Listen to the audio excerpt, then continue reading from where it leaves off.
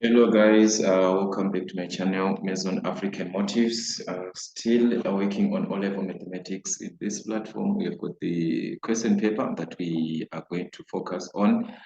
That is from the November 2011 session paper 1. So we shall just quickly rush through this question paper and see what we're supposed to have. Remember guys, the instructions, everything you're supposed to read and understand the instructions that you're given. So we are not just going to quickly rush through the questions. On number 1A, we are given first question, giving your answer as a common fraction in its lowest terms to find the value of 3 over 5 minus 5 over 9. Okay, so as you know guys, we are subtracting, so all we just need here is to find the LCM of the given denominators, which is 9 and 5. So from these two numbers that we've got, 5 and 9, we are going to find the LCM, which is 45 in this case. Okay, so we can divide 45 divided by 5, which is 9. Whatever that we get, we multiply to these 3. So 9 times 3, which is 27, minus 45 divided by 9, which is 5. And 5 times 5, which is 25. Then we can subtract 27 minus 25, which is 2 over 45. All right, so that is what you're going to have in this case. Okay, the B part, we are supposed to divide. This is 2 divided by 3 and 2 over 5. That is what it means. So what are we going to do in this case? As we can see, we can rewrite this as an improper fraction. At least, yeah, we can find something from there. Okay, so multiply here, then add from this part. What are we going to have? Multiply. That means we are going to end up with 2 divided by, this is going to give us 15. Multiply 3 and 5, that's 15 plus 2, which is 17 over 5. So it's going to be 17 over 5 like that. So as you can see, the 2 is a whole number, which is same as a fraction, is same as 2 over 1. So it simply means 2 over 1 multiplied by. Remember, the moment you introduce multiplication, you are going to invert the second fraction, and this is going to be 5 over 17. Okay, so let's multiply 2 times 5, that is 10 over 1 times 17, which is 17. As you can see, we can't reduce anything, so our answer is just going to remain as 10 over 17. So that's it, guys. 2 marks for that. To simplify, okay, number 2, we are given like an expression for P in terms of the numbers. Rewrite this expression with each number correct to one significant figure. That is what you are given, just to rewrite this. So we are just rewriting P is equal to, we round off to one significant figure. Remember, this is the first digit that we are having, which is a significant digit, which is 7, which is 2. And this 7 is going to round off this 2 into 3. So it is going to be 0,003. Multiply by, we are given 3,463 is the first whole number that we have got. And this 4 cannot round off this 3. So it's going to remain as 3. And all these numbers, they become zeros. So it's going to be 0, 0, 0, which is 3,000. Everything over 9 is the whole number. So you can round off. 9 can be rounded off by 8. And it's going to give us 10 plus. We move on to this 23. This 2 is going to be affected by this 3. Does not affect, so it's just going to remain as 2. So that would be 20,0, which is just 20. The same as this one, so it's supposed to be 10,00, which is same as 10. And everything here to the power of 2. That is to rewrite. That is what they needed on this part. Just rewrite.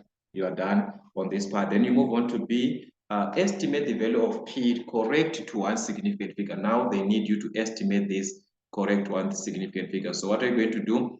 We have to simplify this part. So we have to multiply. So we're going to multiply 3 times 0 here. That is a 0, 3. Multiplied by this 0 is just going to be 0, 0 here.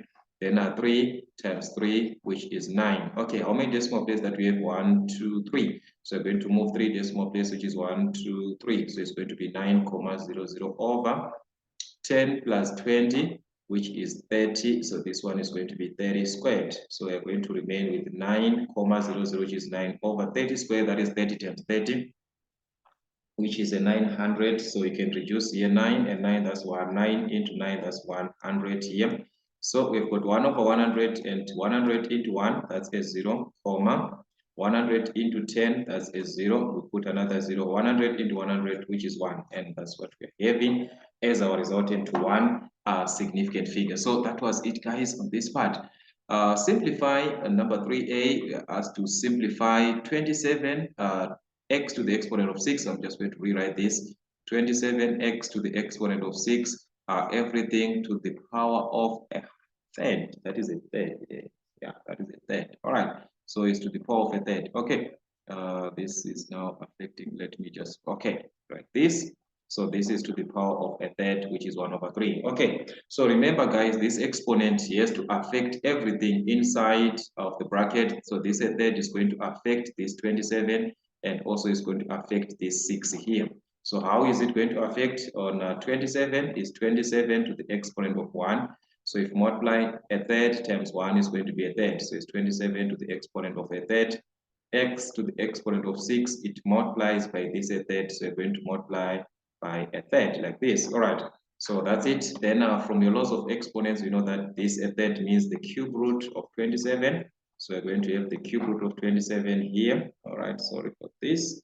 So this is the cube root of 27 times x to the exponent of 6 times a third. This is going to give us 2. 2 times 1, which is 2. All right, then we can simplify the cube root of 27, a number that multiplies itself 3 times to give us this 27. That's a 3. So it's going to be 3x squared. Remember, the cube root means a number that is going to multiply itself 3 times like this. 3 times 3, that's 9. 9 times 3, which is 27. So we're going to have a positive 3x squared. Take note, is the cube root. There is no negative there. It's going to be a positive. Okay, the B part, we are now asked to solve for p, or to find the value of p given 32 to the exponent of -2/5, which is equal to 2 to the exponent of p. What is the value of p? So all we need is to make sure that the bases are the same. So 32 here and 2 has to be written in the same base. And which base are we going to choose for 32 and 2? Definitely is 2, where we know that 32 in base of 2 is 2 to the exponent of 5, but take note there is an exponent which is already there, which is of -2/5. So it is going to multiply the 5, okay, which is equal to 2 to the exponent of p. So these two will multiply each other here. So it's 5 times -2/5 like this. So this can multiply, which is the same as like 5/1. So we're going to obtain -2 there. So it's 2 to the exponent of -2, which is equal to 2 to the exponent of p. So as you can see here that the bases are the same. We've got 2, we've got 2 here. So it means the powers also are the same. -2 is equal to p. So p is equal to -2. So that is what we have. So we write the value of p, which is -2 here on our answer. That is 2 marks for that. So that's what we just needed. And number 4, we are asked giving the number that you're given, evaluate this number in standard form. Okay, this part in standard form. So what do we have in the standard form? Make sure that the number is between 1 and 10. So already this number here is between 1 and 10. So there's nothing that we are going to interchange. So it is just going to remain as 3,25. But here we have to combine these two to give us one base of 10. So since we are multiplying these bases, we are going to add the exponents, which is 4 plus -6. So that's it. And plus and minus gives us a minus. So it's 4 minus 6, which is -2. So it's 3,25 times 10 to the power of -2. We are done in standard form.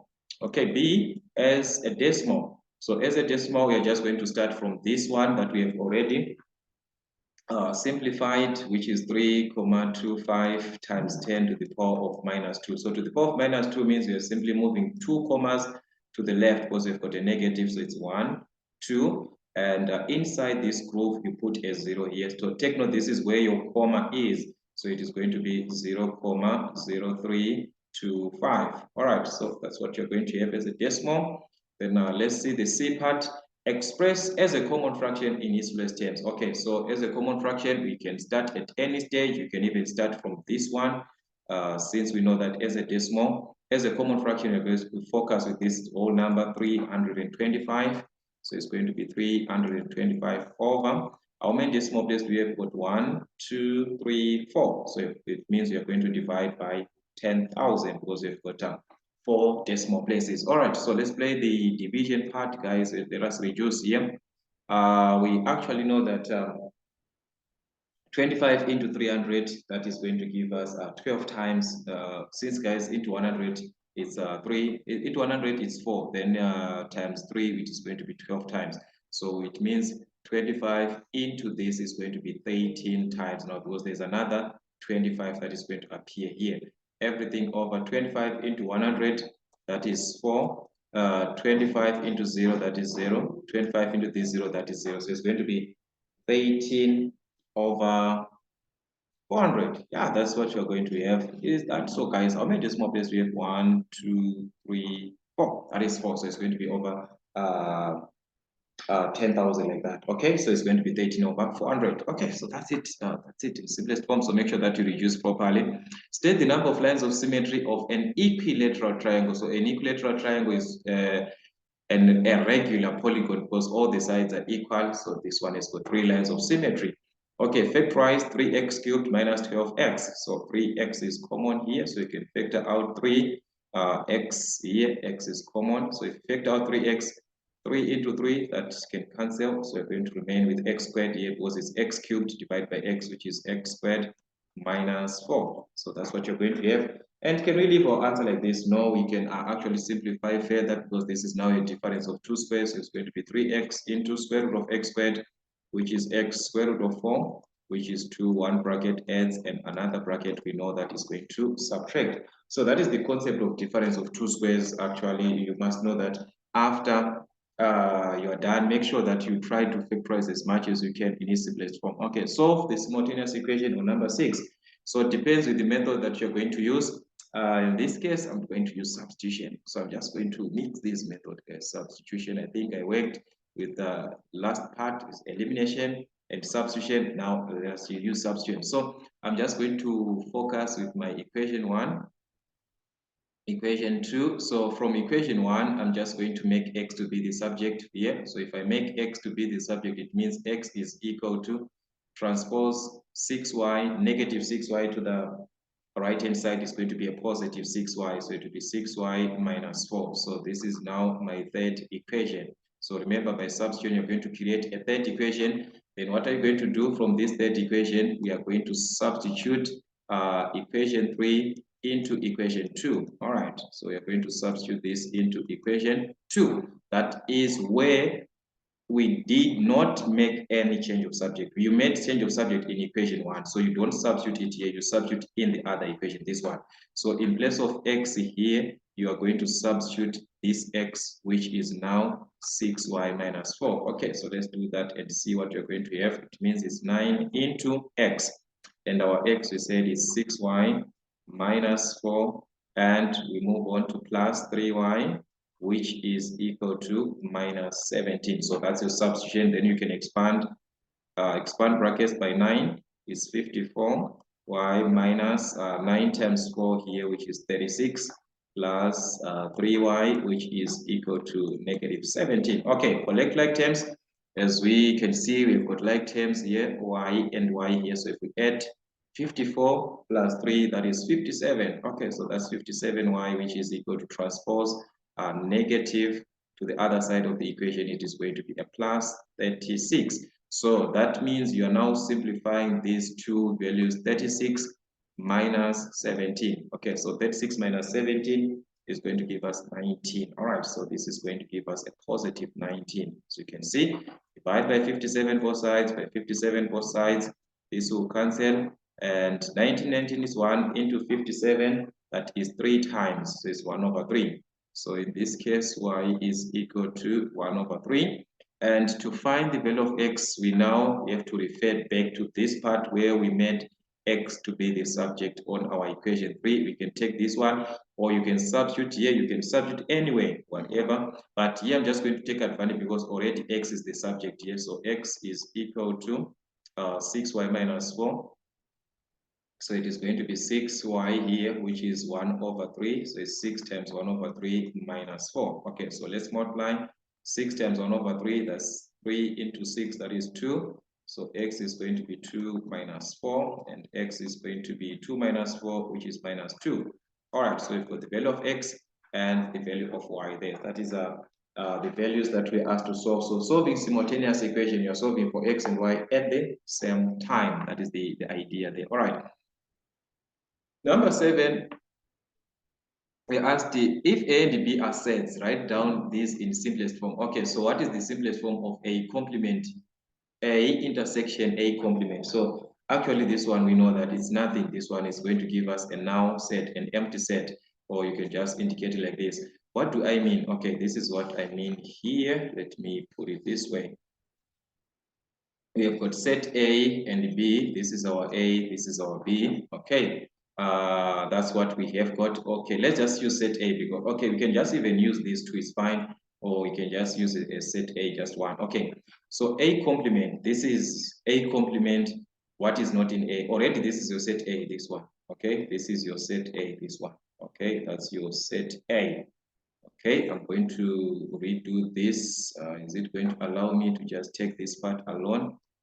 Let's see if it is going to allow us just to take this part. I need this part alone. Okay, it's even fine even if we duplicate it like that, it's even fine. All right, so it's fine. Oh, let's just do it aside, guys. I'm yet to learn this thing. Okay, it's fine.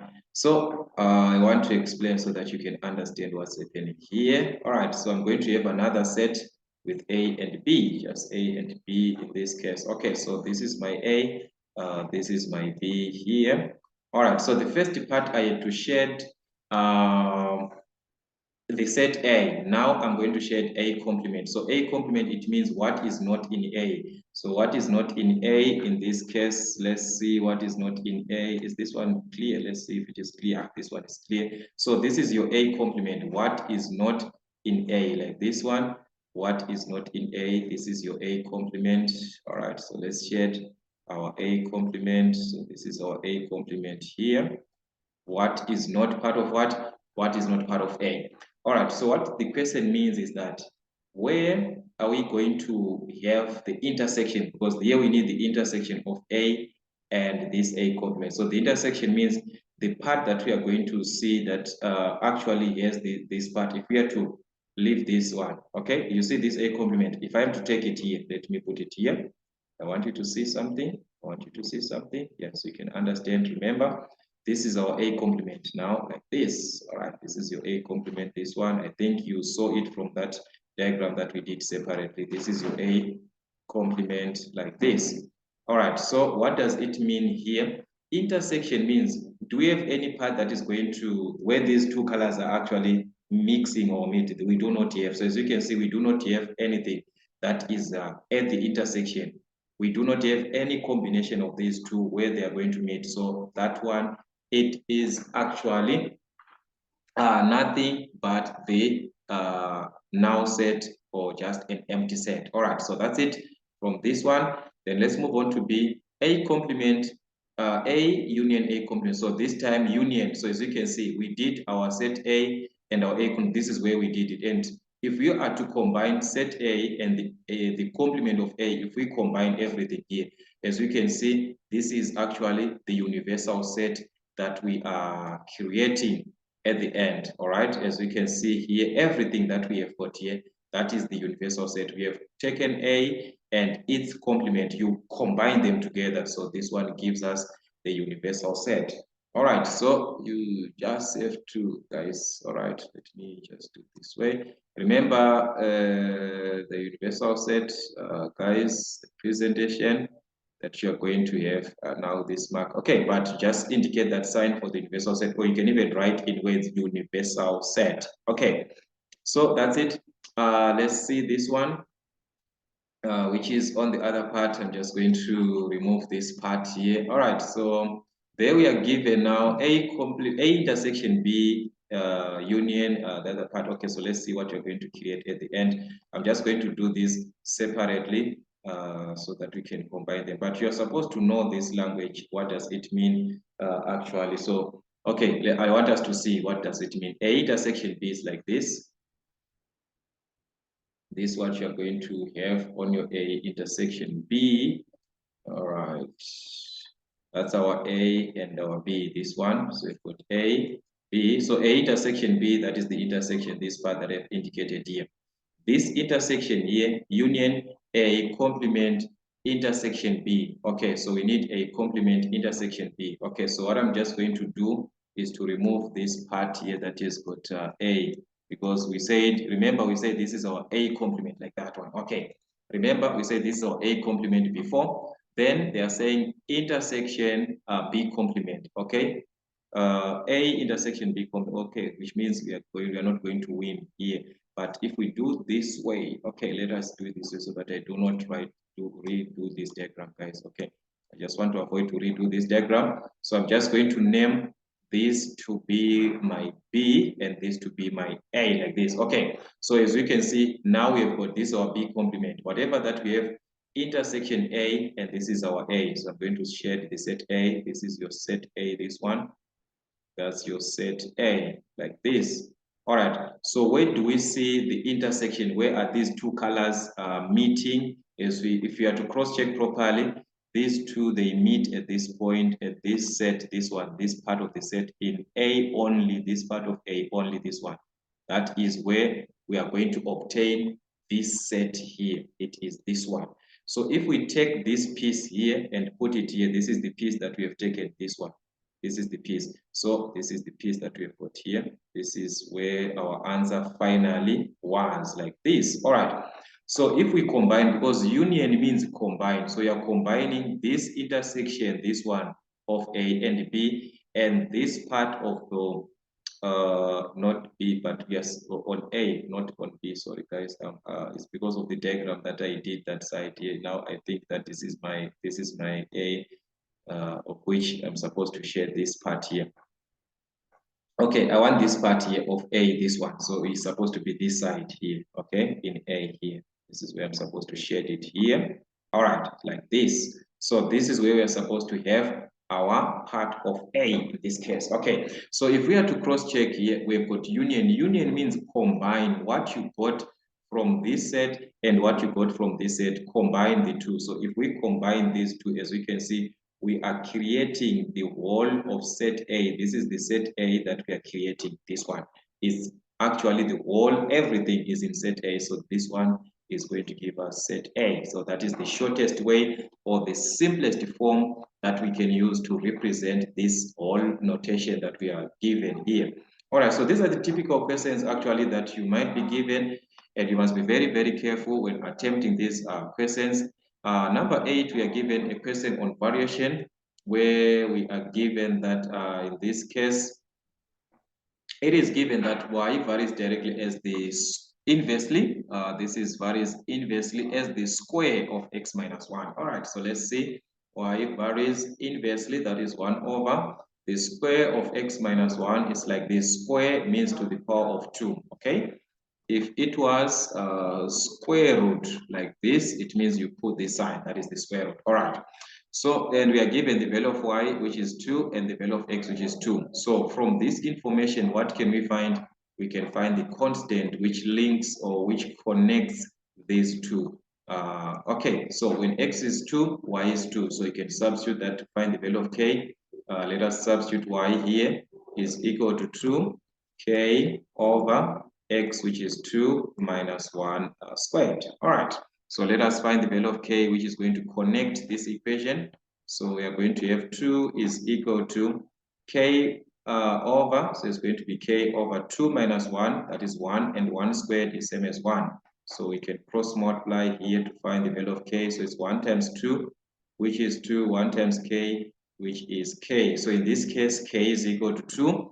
All right, so let's take our k is equal to 2 and substitute here. So we're going to have y is equal to 2 over x minus 1 squared. All right, so this is the relationship between x and y now. So you can answer this question that we are given to find the value of y here when x is equal to 4. So they are saying when x is 4 here, what is the value of y? So y is going to be 2 over 4 minus 1, which is 3. But take note, there's a square here, so it's going to be squared.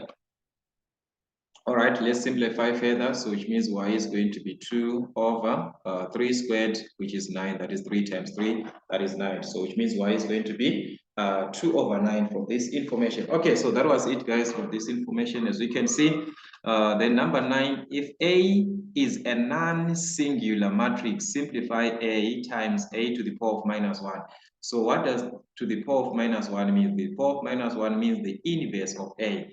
So it's the original matrix. Remember, guys, I told you the original matrix times its inverse gives us the identity matrix. So you can write it like this, or you can write it as like this. That is your identity matrix. Whenever you multiply an original matrix to its inverse, you obtain the identity matrix. So that was the case, just like that. Okay, so I think this was clear. Let us move to the other part. I'm just going to clear out so that we can use this space.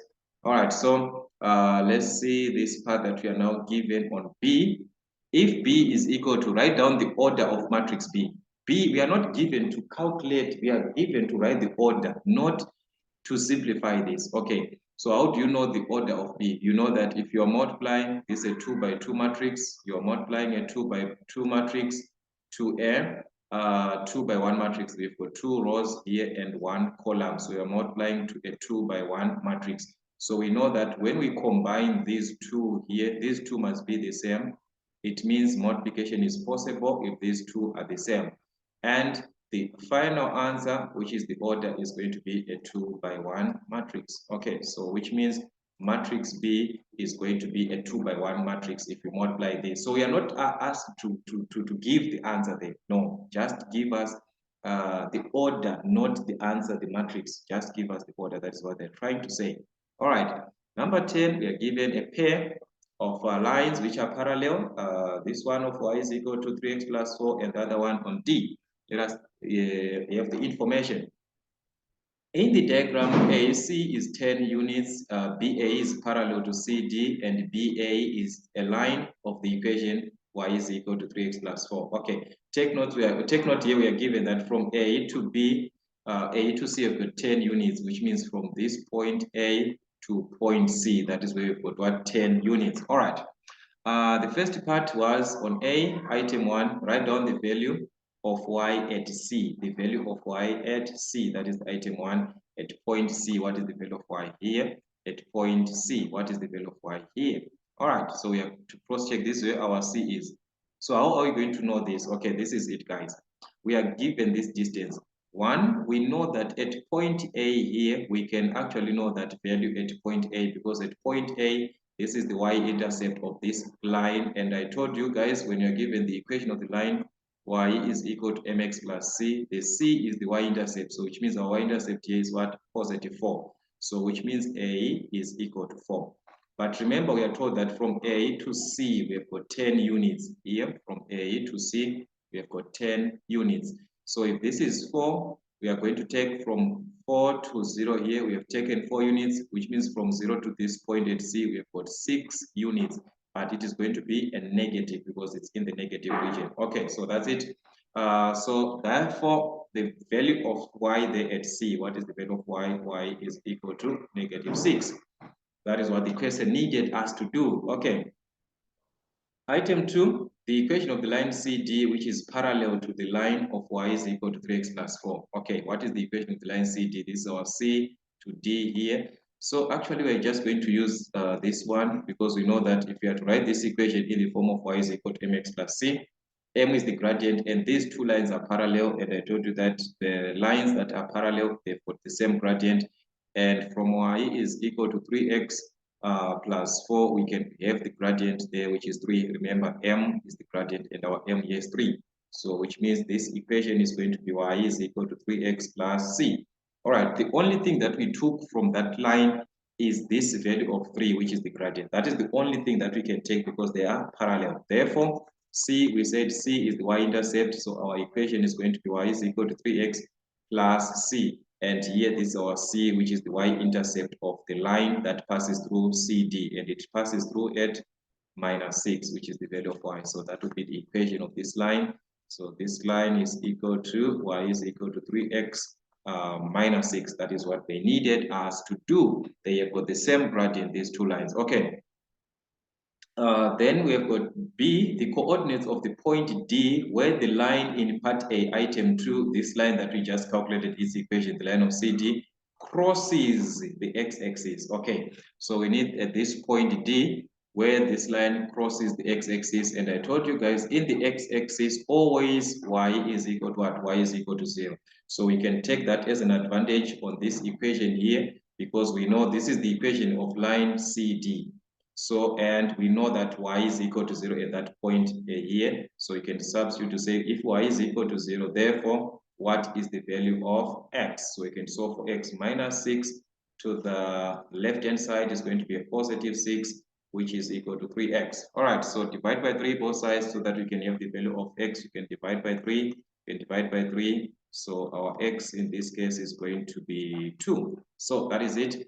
So it means the point here at D, we now know that x is 2, but what is the question saying? It needs the coordinates. So remember the coordinates, we've got x and y, that's a point. So x is 2, and we said y is equal to 0. Remember, we said in this line, which is the x-axis, y is equal to 0. So definitely we know that the value of y there is 0, but the value of x was the one that we didn't have, so that is where we have to calculate our x. So that is our D, which is going to give us the 2, 0 like that. Okay, so that is what we just needed, and to just indicate your points. As you can see, it was just 3 marks for that everything. Okay, number 11A.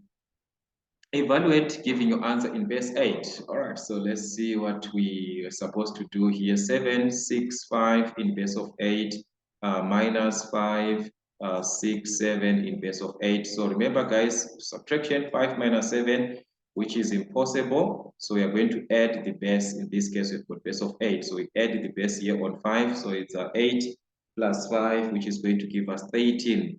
Then we give a 1 here, this becomes 7. Okay, so you can subtract 13 minus 7, which is 6. We are in base of what? In base of 8. 6 minus 7, it's impossible. You add the base again, so it's 8 plus 6, which is 14. Then you give a 1 here, it's now 6. So 14 minus 7, that is 7. 7 minus 6, which is 1. So you're going to have 176 in base of 8. All right, let's move on to the B part. Express this number as a number in base of 5. So it depends, guys. Some of you might want to convert back to like where it was supposed to be in base of 10, then you divide by 5. It's fine if you do that. 5 to the power of 3, which is 125. So you're going to have 125 here. All right, that is 5 to the power of 3, which is 125. 5 times 5 times 5 plus 4. And this is going to give us 129, which is in base 10. So for us to convert to base 5, we are going to divide by the base, which is 5 throughout. So we've got 129 being divided by 5 and noting the remainders in this case. Okay, so let's do division stage by stage. 5 into 12, that is into 10 is 2, remainder 2 into 29, that is into 25, which is 5 times, remainder 4. All right, then we've got 5 into 25, which is 5, remainder 0 here. 5 into 5, that's 1, remainder 0 again. 5 into 1, that's 0, remainder 1. So remember, your answer is taken from the bottom upwards, so it's going to be 1004 in base of 5. Okay, so that's it, guys.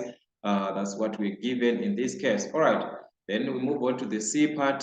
Convert 13 base 10 to a number in base 2. So you simply have to divide again, because we are converting from base 10 by 2, noting the remainders. All right, so let's do the division here. We can 2 into 13, that is 6, remainder 1. 2 into 6, that is 3, remainder 0 here. 2 into 3, which is 1, remainder 1. 2 into 3, that is 0, remainder 1. So from the bottom going upwards, that's our answer, which is 1, 1. So you put 1, 1, 0, 1. Okay, so that was it in base of what? In base of 2. So guys, know your conversion from base 10 to any base, you divide by the base throughout, noting the remainders. Then your answer is taken from the bottom in a going upwards. Okay, number 12, we're given a rectangle which measures 9,1 centimeters by 5,7 centimeters. Correct to the nearest 1 decimal. Okay, so state the least possible width of the rectangle. So this was 9,1 and this was 5,7. So actually for us to have the limits in this case, this is what we're going to do. because here we need the least possible width, and our width in this case is the smaller side. How do you know that is the width? You take the smaller side, that is your width. Okay, so the width, the least value, remember I told you it must be one value less than, it's to one decimal place. This one is to one decimal place, so we need one digit before this 7, which is 6, so it's going to be 5,65. All right, centimeters. So that is what we had, 5,65 centimeters. All right. Then we move on to B. We are now asked to calculate find the limits within which the perimeter of the rectangle lies. Okay, so if you are to check on the limits here, I want you to cross-check how they wrote this. The perimeter is greater than or equal to, which is the least value, this one is greater than or equal to, which means we are going to use the least width in this case. And the least perimeter, we are going to use the least width and perimeter, but here take note, it's less than, it's not equal to. So which means we are not going to use that value exactly. Remember guys, I told you about these signs before. So this is what I'm trying to say. For the length here, it's 9,1. So the least length is going to be 9, one digit before, which is 0.5. That is the least value. The maximum length was supposed to be 9,14, but because it's given as less than, there is no equal to, so it is going to be 9,15. Okay. On the width here already, we have got the least value, which we said is 5,65. Then the maximum value is going to be 5,7. It was supposed to be 5,74, but because it's less than, it is going to be 5,75. Okay, so that is what we have. So we've got the least value versus the least value here. And we also have the maximum value for the width versus the maximum value for the length. That is what we have got. Okay, so remember your perimeter. Perimeter here, let us just put it this way, remove this one. So the first item we are done. That was our first item there. So let us put in our perimeter. We know that perimeter is equal to 2 into A plus B, or 2 into length plus width. Okay, so that is it. So that's your perimeter of a rectangle. So it's 2 by A plus B, which is length and width. So we are going to start with the least one. The least length we said is 9,15. So it's going to be 9,15 plus the least width in this case, which is 5,65. So it's 5,65. So that is the least perimeter, this one. Then you do the same thing for the maximum perimeter, which is going to be 2 into, you use the maximum width now, which is 5,75. That is the maximum. Okay, it's fine. We just have to start with the length, or even you can start with the width, it's fine. You can start with that, but because of the formula that we have written, let us just start with the length. So we are going to have, in this case, 9, guys. Okay, this is okay. I mixed my values here, guys. I hope someone saw that I mixed my values here. Okay, it's fine. I'm just going to redo this part here, because here I've mixed my values here. Okay, this is issue of not writing. Let me just write them down so that we cannot confuse each other. I mixed my values. This is our minimum. This is our maximum. All right, this is our minimum, and this is our maximum. All right, so this way we cannot have problems now. Okay, so minimum is 9,05. All right, plus minimum here again, which is 5,65. Okay, then we move on to the maximum value. So we need the maximum value here, which is 9,15. So it's 9,15 plus the maximum here, which is 5,75. Okay, so by this way, we are bound to get the exact thing. All right, so that is what we are going to have in this case. If it is a less than or equal to, then you use 0.74 here, 0.14. If they said less than or equal to, so you must be very, very careful with the range that you are given in that case. Okay. So I want you to add in these values and multiply together. We are going to obtain something like 14,7 times 2, which is going to give us 29,4. All right, something like that, 29,4. Then we do the same here. It's going to be 2 times. We have to combine the values that we are given in this case, which is, all right, let's just add here. This ones I have to add, guys, which is 10. And it's going to be 8, 9. And if we add this one, it's going to be 14. All right, so it's going to be 14,90 there. Then multiply by 2, which is 18, 1. And this will be 8, 9, 2, 29,8. All right, so we're going to have 29,8 in this case. Okay, so that means our perimeter in this case is going to lie from 29,4 centimeters up to 29,8 centimeters. Okay, so if it was less than or equal to like this, which means here you are going to use these are the values that we're going to use. We're going to use 9,14, 9,14 and 5,74. If it was less than or equal to, because it's needed, but because it's less than, you add one value to that digit that you are given on that decimal place. Remember, you've got 2 decimal places now because it was to 1 decimal place. Okay, so that is on the limits, guys. But I think these ones, okay, you can actually revise along and see what is happening. Okay, that is number 13. Describe fully the single transformation which maps A, B, C onto A1, B1, C1. Okay, so these are the 2 triangles. We need to know the transformation. So if you were to join this part, you're going to see something that was happening here. If you are to join, as you can see, B to B1 is already joined, C to C1 is already joined. And if we join this A to A1, definitely it is going to pass through a certain point like this. All right, so what is happening? Looking at this triangle and at this triangle, they are isometries. So on your transformation, which transformation allows us the lines to pass through each other like this? That is a rotation. Remember, for translation, you have parallel lines of equal length. For reflection, you've got parallel lines of unequal length. But when the lines crosses each other like this, it's a rotation. And I told you it's a special type of rotation. This one where all the lines are going to pass through one point like that, which is what, of 180 degrees. All right, so this one, it is a rotation. So it is a rotation.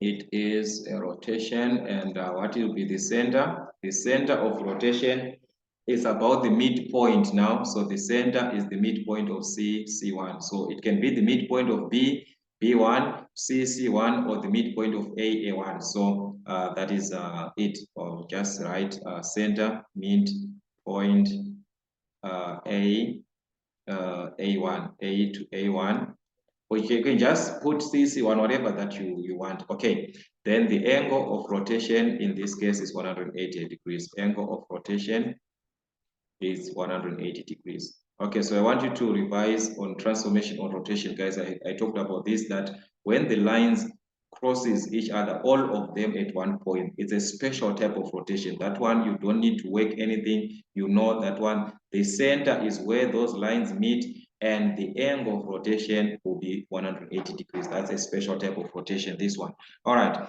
and that's what it is, 3 marks for that. Solve the equations 2y over 3 minus 9 is equal to, so all we just need, guys, is to transpose 2y over 3 is equal to minus 9. To this side is going to be a positive 9, and this can be written as 9 over 1. And as you can see, we can actually cross multiply in this case. That is 1 times 2y here, which is 2y is equal to 3 times 9, which is 27. Divide by 2, divide by 2. So in this case, y is equal to 2 into 2, that is 1 into, which is a 3, remainder 1. So it's going to be 3.5 or 13,5, whatever that you're going to have. Okay, then the B part is a quadratic equation, so which means I can apply factorization here. Since the factor of x squared is 1, remember you just need 2 brackets equal to 0. So make sure that you watch factorization.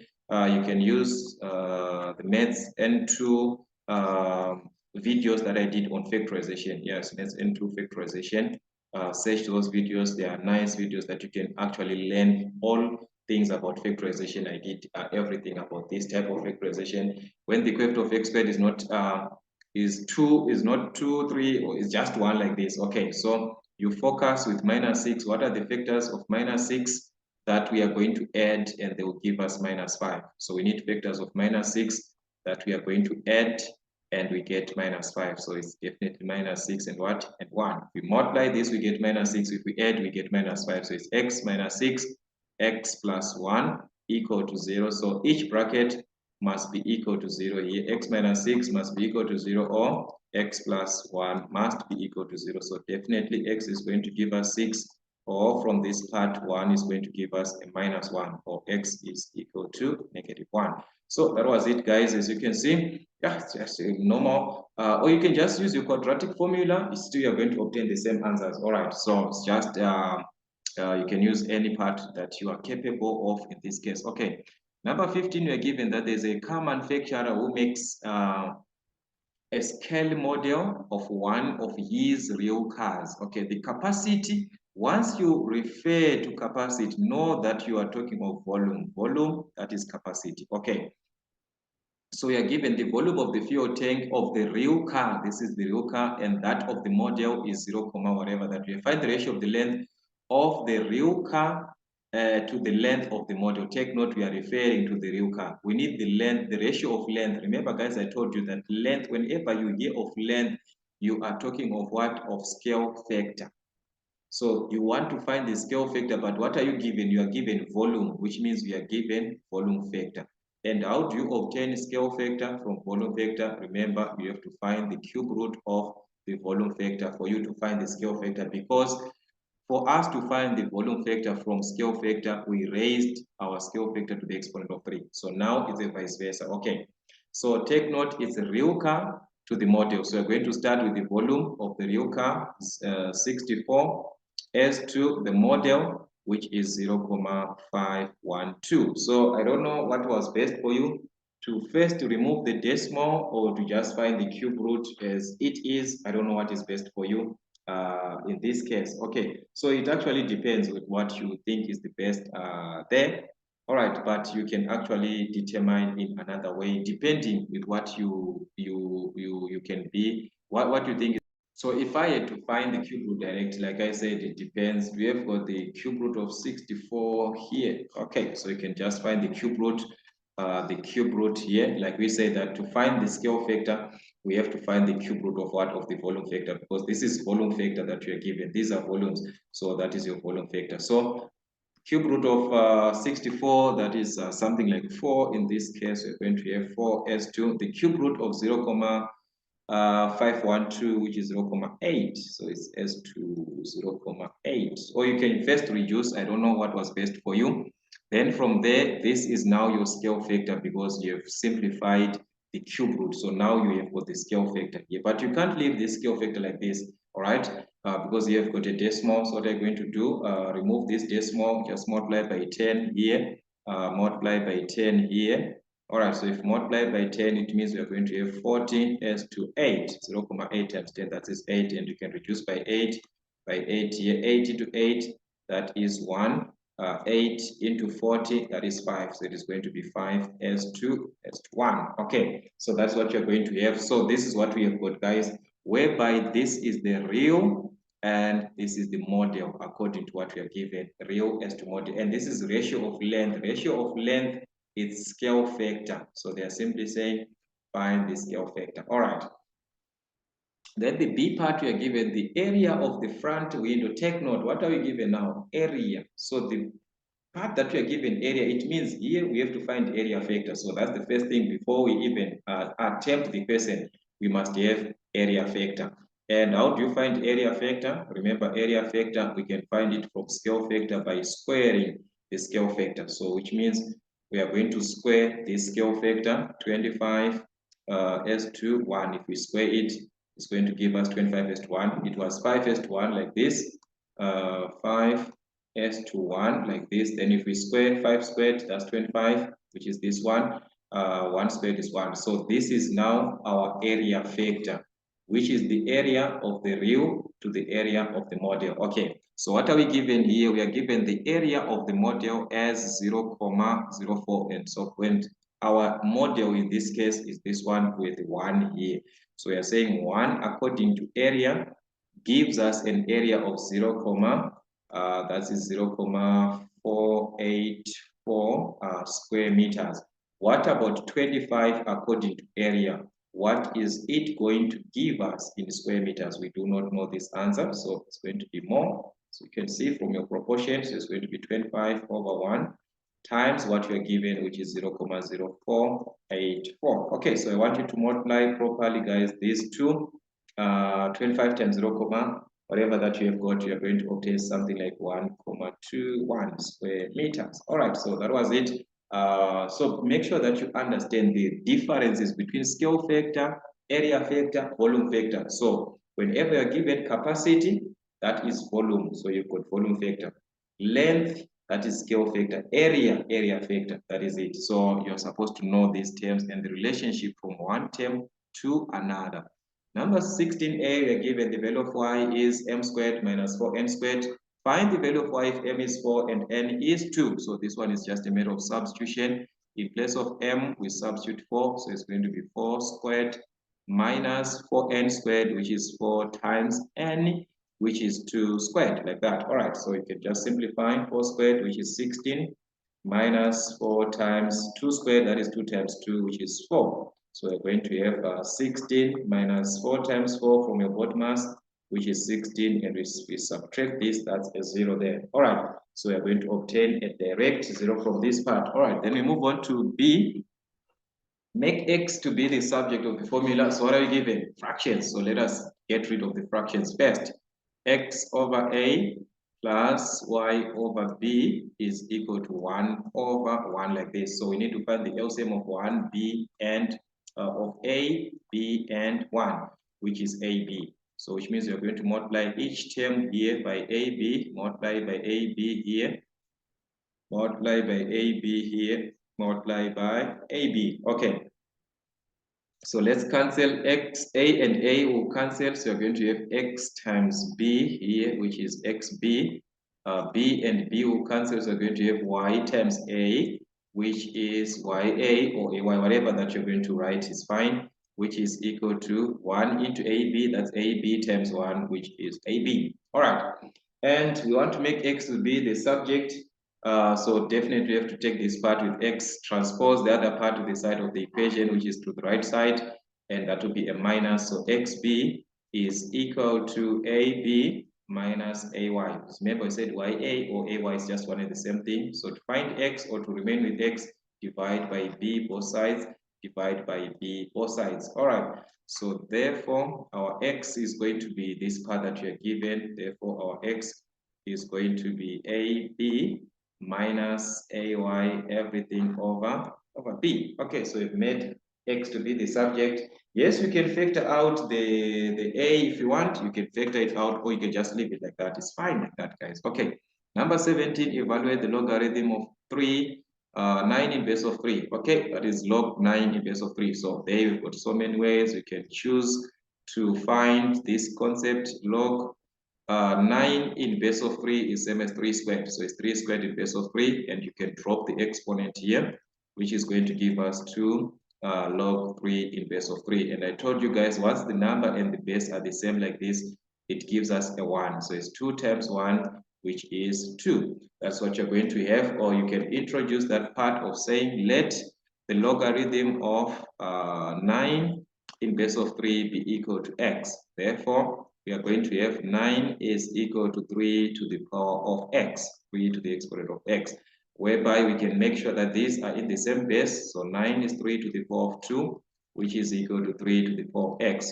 Once the bases are the same like this, it means the exponents are the same. So our x is going to give us 2. So it means the whole logarithm of this is 2. So you do not write x is equal to 2. You write the answer here, just 2. Okay? Just like that. Okay, which is the same thing even with this one. Log 1 over 25 in base of 5 is just one and the same thing. We can just do the same thing. So I don't know which way are you going to pick to be the best, but we're going to do the same either this way, where we are going to write this as log 1 over 25 is same as 25 to the power of minus 1 from our laws of exponents. 1 over x is same as x to the power of what? X to the power of minus 1. So that is it. And if you were to write this in terms of 5, 25 is same as 5 to the power of 2.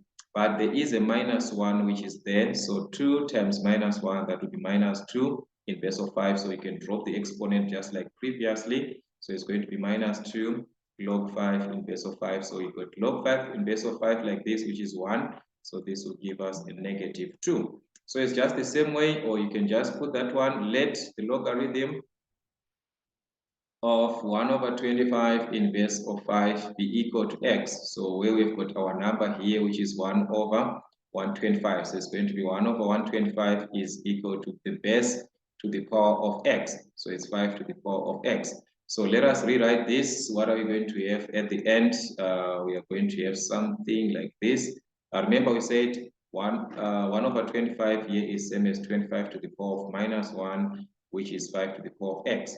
So which is going to give us 5 to the power of 2 times -1, which is -2, is equal to 5 to the power of x.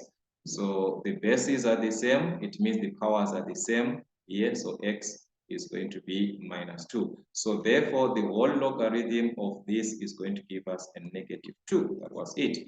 And see, the logarithm of 1 in base 0, guys, you must know that logarithm of 1 in any base gives you a 0. Logarithm of 1 in base of a is equal to 0. So that one was equal to 0. All right. So you don't work that one, you just write the answer. Let's see on 18, a map. We are now giving another question on scale. Remember this one, it was similarity, this question here. It was similarity here. This one is similarity. There's another question again on similarity, which is on scale now. Okay, let us just see. Here we are given that on a map, the distance, remember I told you guys, on a map, if you are dealing with a map, these dimensions that you are given, they represent the scale factor. Okay, so that is what you are given. So we are given, and also I told you that when you are given 1s to n, 1 always is on the map, and n is on the actual ground. This is what we have on the actual ground. Okay, so on the map, we have got 40 centimeters. That is what we have on the map. So it's 40 centimeters as to on the ground now. This is the map. A distance of 20 kilometers is represented by, this is the distance, the actual distance on the ground, which is 20 kilometers. So it's 1 as to 20. It's 40 centimeters as to 20 kilometers. Okay. So for us to write in the form of 1 as to n like this, we must have the same units. Okay, so it's either we have to convert this, definitely have to convert. Remember, a kilometer in a kilometer, we have got 100,000 centimeters. Okay, that's in a kilometer. So we are going to multiply by 100,000, that is 40 centimeters as to 20 times 100,000 is going to give us what? 2 million, is that so? So it's going to give us 2 million centimeters. Okay. Then we can reduce this one to its simplest form since we've got 2 million. That is here. Let us reduce by centimeter and centimeter cancel. The 0 and the 0 cancel here. 4 into 4, that is 1 as 2. 4 into this 20 here, that is 5. And we've got how many zeros? 1, 2, 3, 4. So we're going to remain with 4 zeros here, which is 50,000. So it's 1 as to 50,000. But the question didn't ask us to find the ratio. It is asking us to find or to calculate the value of n. So therefore, your n in this case is going to be, this is your n because it's 1 as to n like this. So your n is the corresponding value, which is 50,000. That is the answer, guys. This is paper 1. Correct answer only. So make sure that your answers are correct. Okay. B, the distance between two towns on the map is 70 centimeters. Calculate the actual distance in kilometers between the two towns. Okay, so take note the distance is given in kilometers. So instead of you now going back to this conversion that you have done here, it's going to be a waste of time because these are needed in kilometers. So what are you going to do? You are just going to use this conversion already that we are given before of centimeters and what? And kilometers. We are already given the relationship that is there between these centimeters and kilometers. What is the relationship?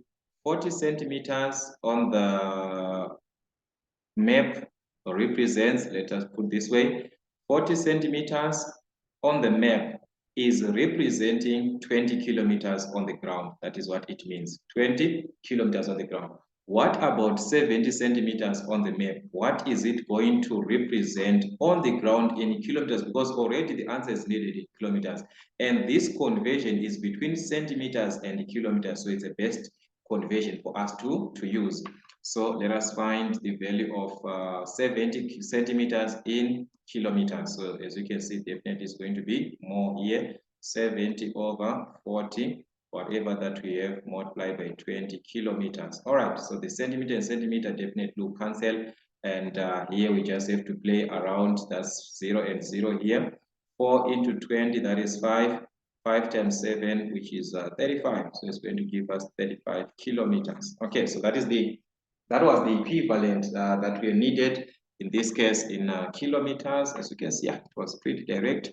Then number 19 is a pattern. Remember these patterns that you have to study. As you can see, study the pattern. So it's not like something that you just answer from nowhere. You have to study what is happening here.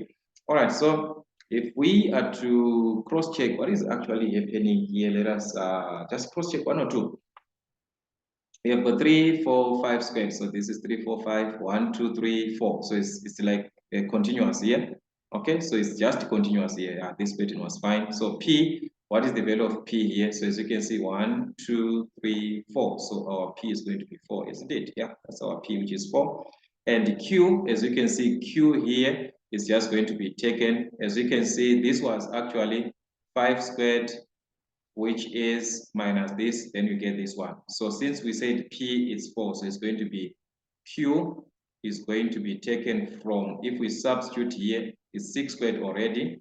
So it's 6 squared minus P squared, of which your P is 4. So it's going to be 4 squared, okay? So 6 squared, that is 36, minus 4 squared, which is 16. So you can subtract these two, and that's a 20. All right, so that is the value of Q, which is 20 there. Okay, then write down the 10th line of the pattern. Okay, so we need the 10th line.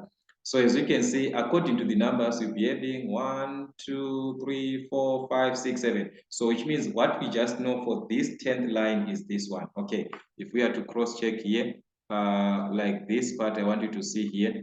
This is the first line. This is the first line, the second line, the third line, the fourth line, like this. Okay. So the only thing that we can take here is only this, because it's a continuation 1, 2, 3, 4. So on the 10th line, definitely we are going to have 10 on this part. So you're going to have minus 10 squared. That is the only part that we can know for this time. Okay. Then let us cross-check another thing.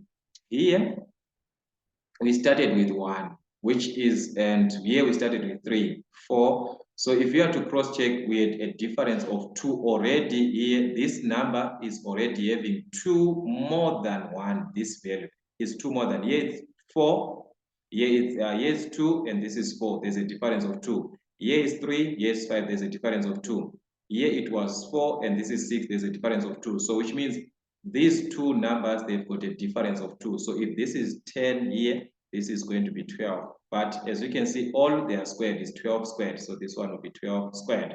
All right, which is equal to, there is this part here of, so as you can see, this part is simply the resultant that you get from these squares. So it's 12 squared minus 10 squared, of which you know that 12 squared is 144 minus 10 squared, which is 100. So we're going to get 44. Okay, so the next term will be 44. Okay, let's start what is happening here.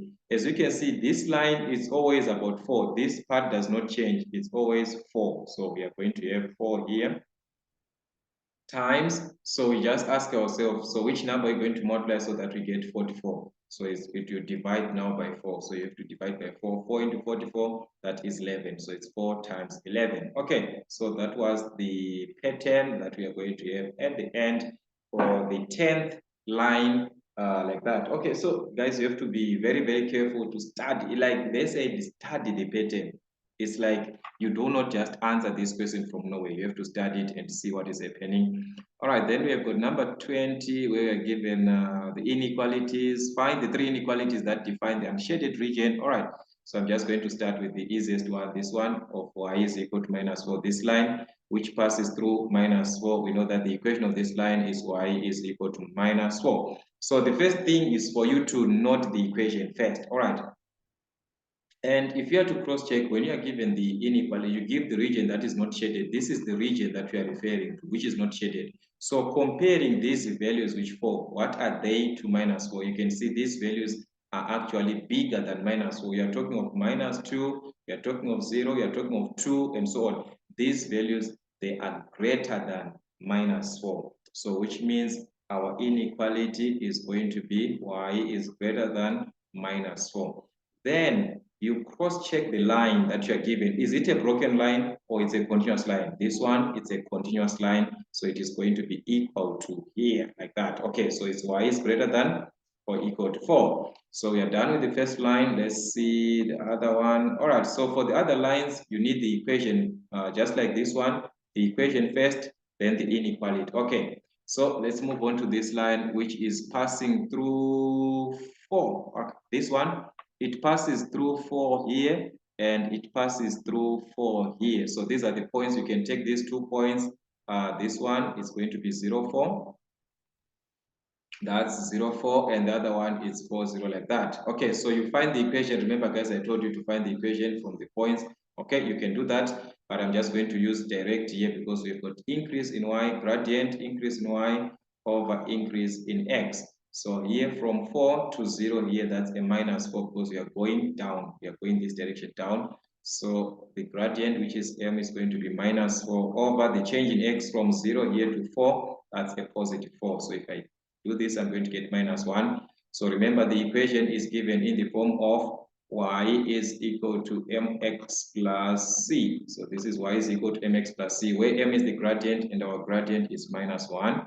So that's minus x, and the y-intercept, it crosses the y-axis at this point here at 4. So we are going to take that as your y-intercept here at 4. So that is your y-intercept. That is the equation. Now let us compare this line, the part that is being shaded and the part that is not. Which one is the bigger part? As you can see, according to the graph that you can see, these are bigger values which are being shaded. So what about this one that is not shaded? As you can see, that's a lesser region. This region is lesser in terms of the values. As you can see here, we have got 2, 0 here, we've got 2, -2, we have got 0. But if we cross-check in this, we have got bigger values, 4 versus 2 here, 6 versus 0, 6 versus, these are bigger values that we have. So the one that is not shaded, this one, is a lesser region. So y is less than -x plus 4. And we can consider the line, it's a continuous line. So its y is less than or equal to -x plus 4. Of which I told you guys, you can rearrange even this equation, like -x to this side, it becomes a plus like this, less or equal to 4. Still, it's one and the same thing. There's no change that you're going to have. So the issue is finding the gradient. So if you use these 2 points here, you have to apply the longer way of finding your gradient, whatever that you have got there. Yeah, it's fine. You can do that. Which is actually fine to do that. Okay, but you could have just done it direct. Okay, so let's move on to the other one, which is this broken line. So on the broken line, still you can do the same thing, finding of the gradient. In that one, you find the points, you find your equation. So for the points, let me just help you to locate the points that you're going to use. Because I'm going to use another way. Okay, this is the point at 1, 2, 3, 4, 5. This one is 0, 1 here. So that's a point that you can take. That's 0, 1, which is your y-intercept. Another point, according to our scale, here is this point. Is it 1, 2, 3, 4, 5? Yeah. That's 1, 2, 3, 4, 5 here. This point here, which is at -3. Yeah, it's -3, -4. Okay, we've got -3, -4 like this. Okay, so you can use these 2 points to find the equation, or you can just use my shorter way of finding the gradient. So I'm just going to use this triangle here to find my gradient, this triangle here, the smaller triangle there. So the gradient is going to be the change in y from 1 up to 0 here. I'm going downwards, so it's a negative. So I've got -1 over increase in x. I want increase in x. I want you to see what is happening. How many boxes are there? Because you have to take it according to scale. So these how many boxes? We've got 1, 2, and 3. So these are 3 boxes. So according to scale, this is 0, 0.2, 0, 0.4, 0, 0.6. And that will be going to the negative. So it's minus 0, 0.6. Okay, so that is my gradient here, which is my gradient. It's going to be just multiplied by 10.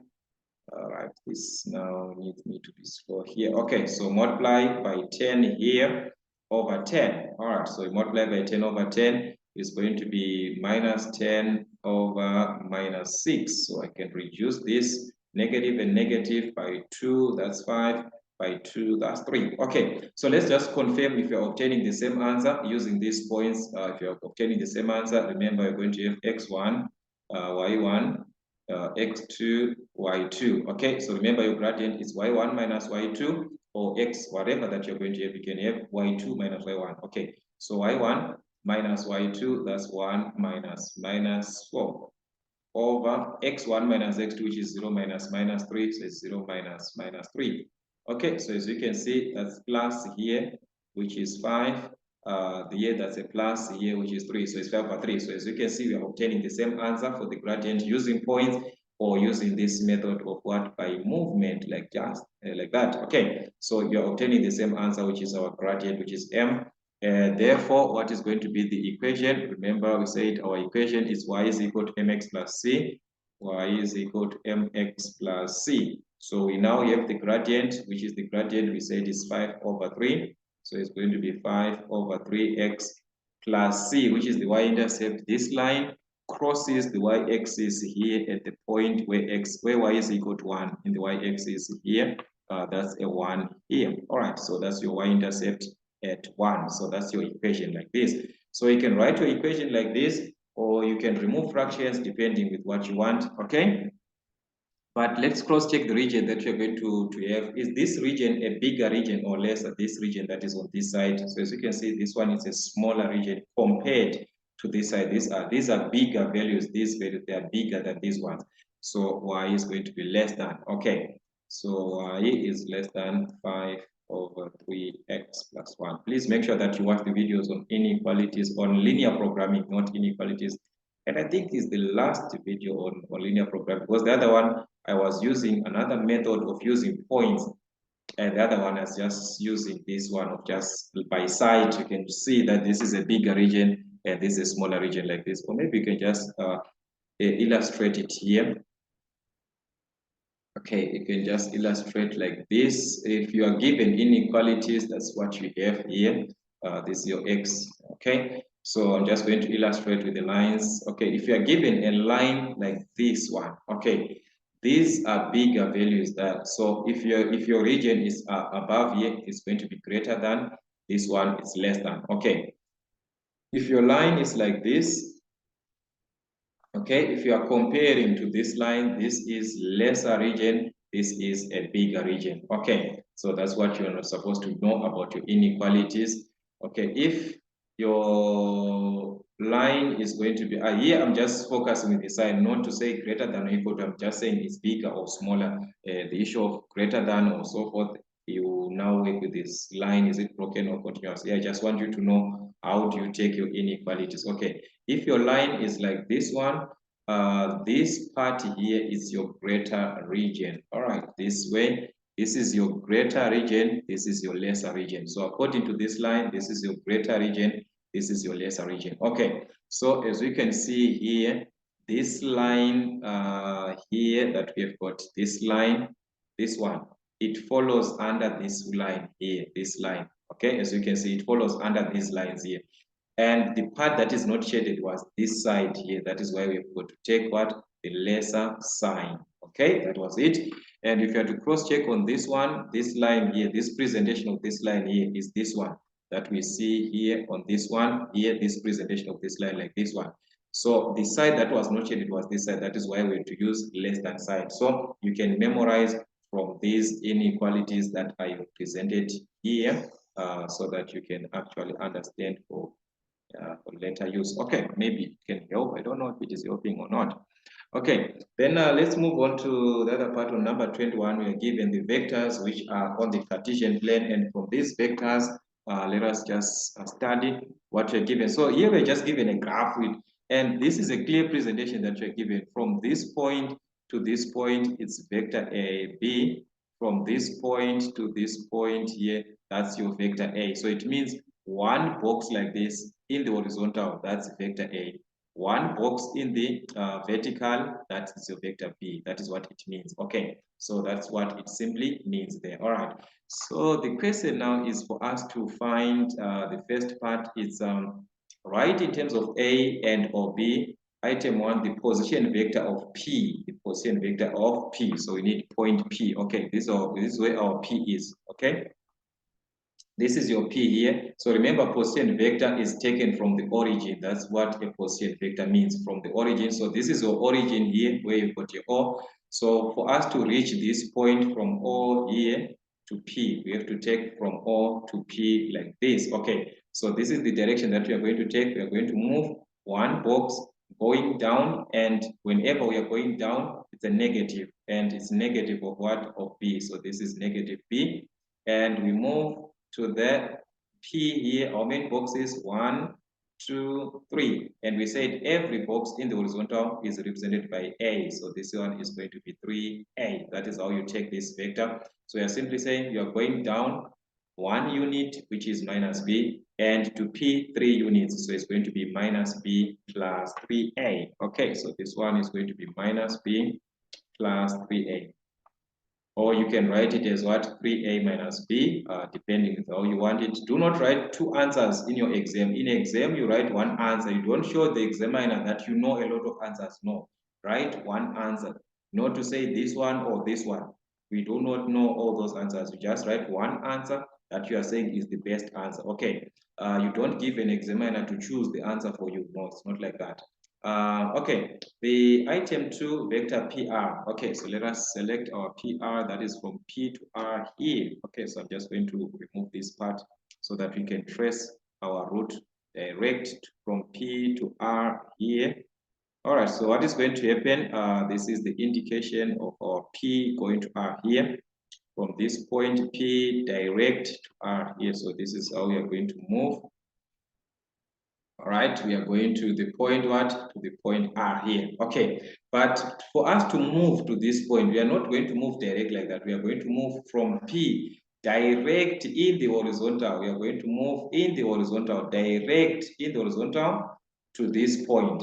Then vertically up, we are going to go up until you meet the point which goes to R, like that. Okay, so how many boxes have we moved going to this point at Q? As you can see, these are 1, 2, 3, 4 boxes, and we are going to the left, which is to the negative. Okay, so it's going to be negative 1, 2, 3, 4, which is negative 4A, because we said anything in the horizontal is represented by A, but it's going to the negative, so it's negative A. All right, then let's move upwards. How many units? 1, 2, 3 units up to R here, so it's going to be 3B, and this one is a positive because you are going up. Okay, so it's going to be a positive. Okay, so that's your vector PR. So you just take that one according to the direction and the route. So it was minus 4.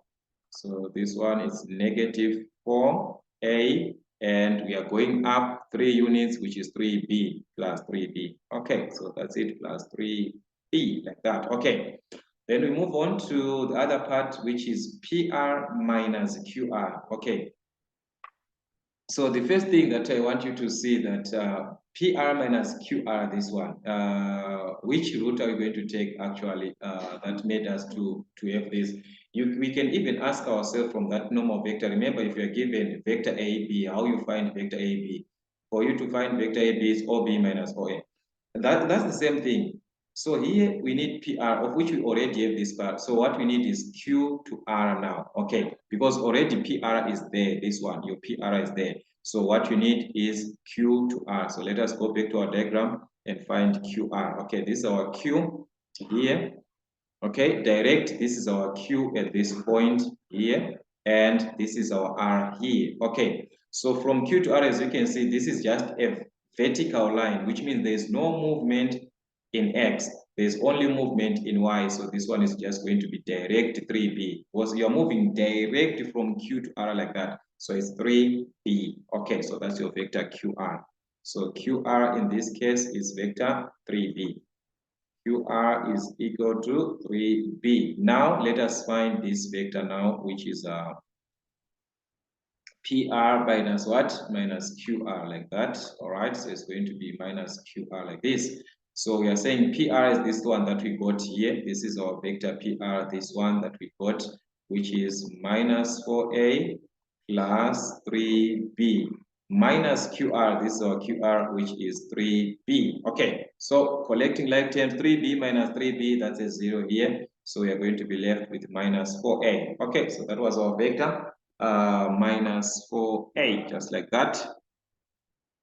And the b part, we are given that if b, the modulus of b is 4 units, write down the modulus of QR. Okay, whenever we see b is actually 4 units. Okay, and we are given our vector QR here. Remember, b is just like a modulus is just positive. Okay, so we have got our QR here, and we said our QR is what?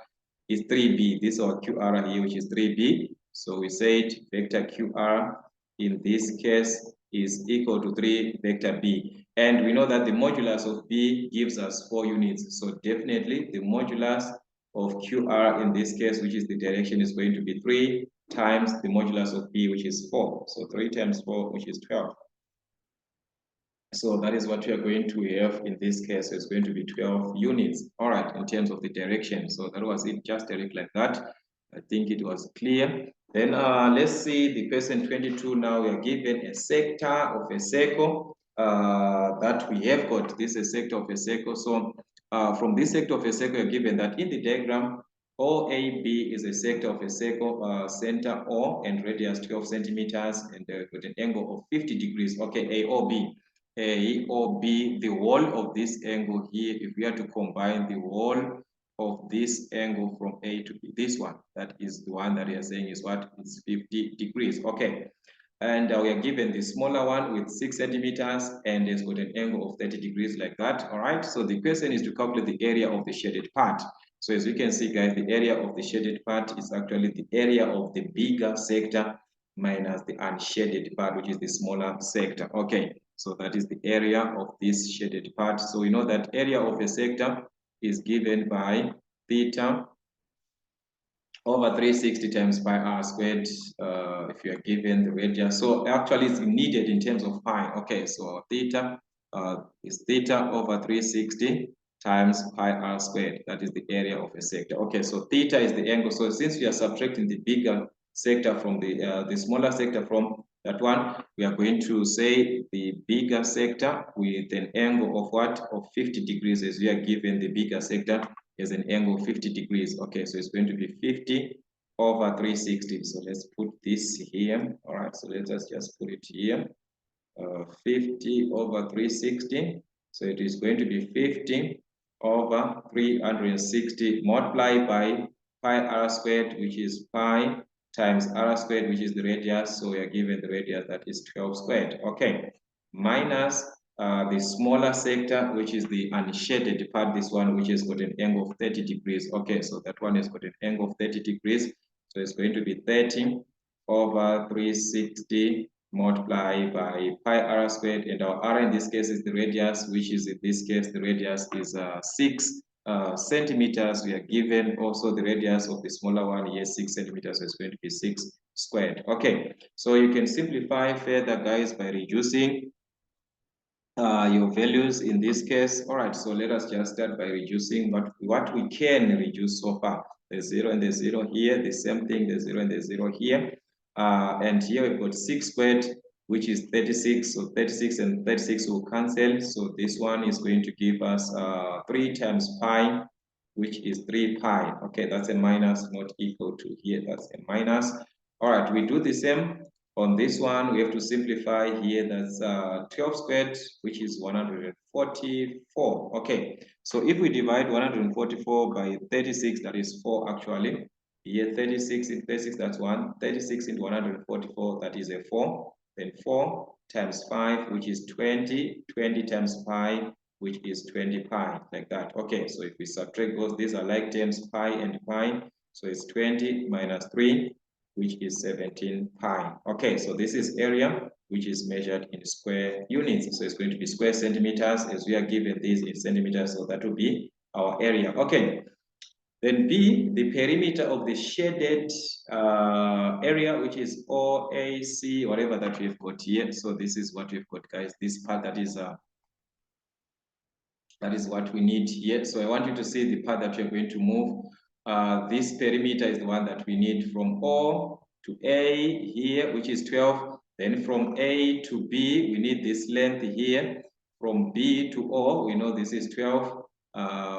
And we need this one. After that, from O to D, we know this one is 6. And we need this length from D to C. Then this one is 6. So we have to add everything. That is the perimeter. Distance right round. Okay. So we are going to need the length of arc of AB, and we are also going to need the length of arc of DC for us to have the whole perimeter. Okay, so this is what you're going to do. So let us find the length of arc of AB first. Okay, so let us just do this. Length of arc is given by the formula. Remember, theta over 360 times 2 pi r. So this is now length of arc. Okay, so we are going to start with AB. So let us start with AB. Yes, from A to B, this one. Okay, so from A to B, theta is, this one is for the bigger circle with an angle of 50 degrees, that one. So it's going to be 50 over 360 multiplied by 2 pi r, which is 2 pi times the radius. Remember the bigger circle. The bigger sector has got a radius of 12. Okay, so we can play around just like what we did previously. The 0 and the 0 can cancel, and we can even cancel further here. 2 into 2, that's 1, into 36, that is 18, by 6 here, that is going to be 2 by 6 here, which is 3, and we can't reduce anything further. So what are we going to do? We are going to be left with AB, which is equal to, in fact, we can actually simplify this part, which is going to be 10 over 3. Yeah, it's going to be 10 over 3 pi. Because if you multiply this one and this one, that's 10 over 3 pi. So this is our AB in centimeters in terms of pi. Take note, your answers are needed in terms of pi. So we've got AB. Then we move on to this DC. We do the same. So our DC is going to be theta over 360. Theta now is 30 degrees. Remember, this is the smaller one of 30 degrees over 360 times 2 pi r. So it's going to be 2 pi times radius, which is 6. All right, so you can simplify further, just like the previous part. That's 6 here, that's 1. 6 here, that's 6 into there's a 0 here, the 0 and the 0 can cancel. This one is 3 by 2 is 1 here, by 2 is 3, 3 here, that's 1, 3, that's 1. So you're just going to be left with pi, isn't it? Yeah, pi. Just going to be left with pi. Okay, so that is the distance from D to C, which is just a pi. And now let us find our perimeter. We said our perimeter is the distance right round. So we need from A to O. From A to O here, that is from A to O, which is 12 centimeters. Okay, so we've got 12 centimeters in this case, all right, plus from O to C, you combine from O to C. From O to C here, that is 6 centimeters, okay, that's 6 centimeters, plus from C to D, from C to D, this is our C to D, this one that we calculated here, DC, which we got pi in this case, so it's going to be pi. Just write our pi here, then we move on from D to O, okay, from D to O, which means we're talking about this region from D to O, this one, which is 6. Remember, it's radius, which is 6. So it is going to give us 6 perimeter, add everything, 6.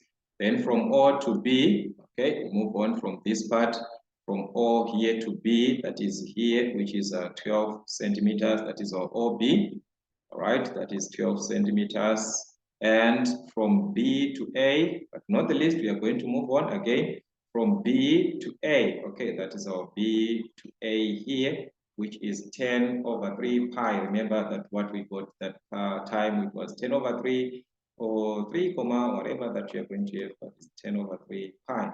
Okay, we just have to cross-check again on your calculations, guys, to make sure that you're obtaining the same thing in that case, so that we do not have the wrong answers and so forth, but that was 10 over 3. Okay, so that was from what?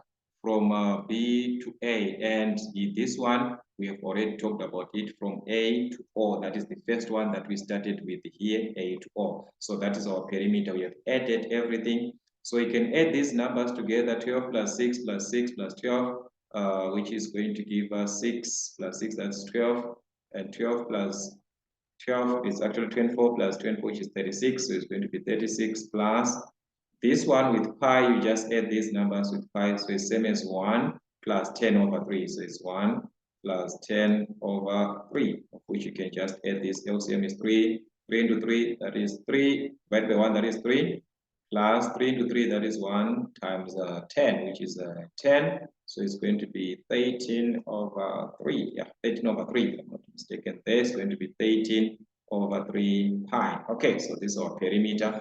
So as you can see, it's in terms of pi. You're supposed to leave your answer in terms of pi. Yes, you can write as a decimal, whatever that you're going to have in this case, but that was actually the perimeter that you're given. So you just cross-check, like I said, if you are on the same part or on the same page. Number 23, you are given, I want you to take note here, you are given a velocity time graph, and on this velocity time graph, I want us to take note here. It's a kilometer per minute.